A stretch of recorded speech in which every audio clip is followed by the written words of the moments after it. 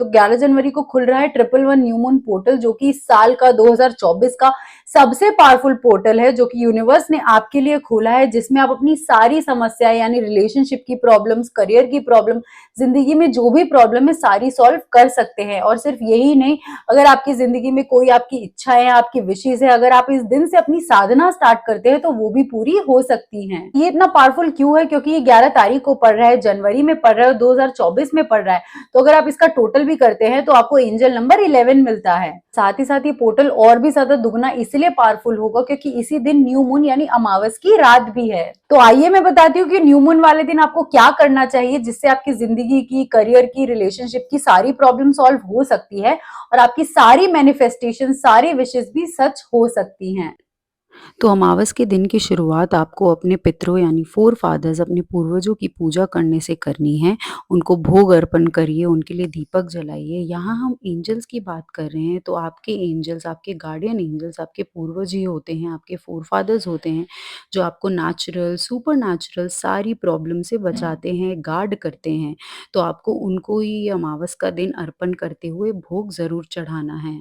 तो new moon यानी अमावस वाली रात को अगर आप मेडिटेशन या साधना कर रहे हैं तो उससे पहले आपको एक क्लेंजिंग वाटर बाथ लेना है। अगर आप शावर से नहा रहे हैं तो सॉल्ट को आप अपनी बॉडी पे रब करके शावर ले सकते हैं, और अगर आप बाल्टी से नहा रहे हो तो उसमें 1 चम्मच सॉल्ट डालकर नहा सकते हैं।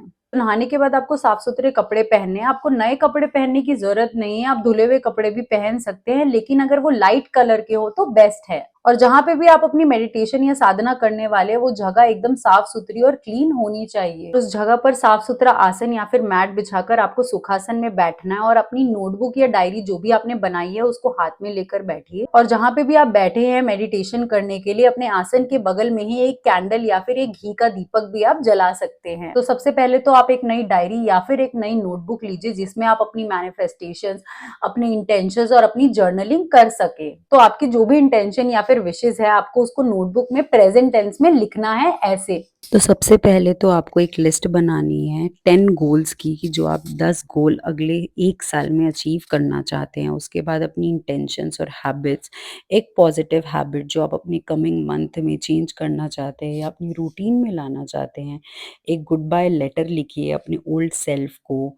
5 मैनिफेस्टेशन, सिर्फ 5 विशेस पे फोकस करिए कि आप क्या-क्या अचीव करना चाहते हैं या क्या मैनिफेस्ट करना चाहते हैं।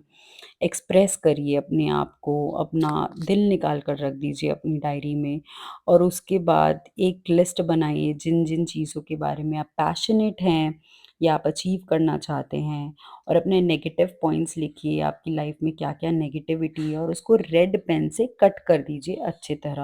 और उसके बाद जो आपका सबसे फेवरेट पर्सन है उसके बारे में लिखिए, और जिससे आप अपना रिलेशनशिप मेंड करना चाहते हैं उसके बारे में भी लिखिए। तो हमेशा याद रखिएगा कि सबसे इंपॉर्टेंट बात है कि जो भी आप मैनिफेस्ट कर रहे हैं या जो भी आप इंटेंशन सेट कर रहे हैं वो रियलिस्टिक होना चाहिए। ना कि अगर आप विश कर ले कि मुझे एक बड़ा सा कासल मिल जाए, तो ऐसा नहीं होगा।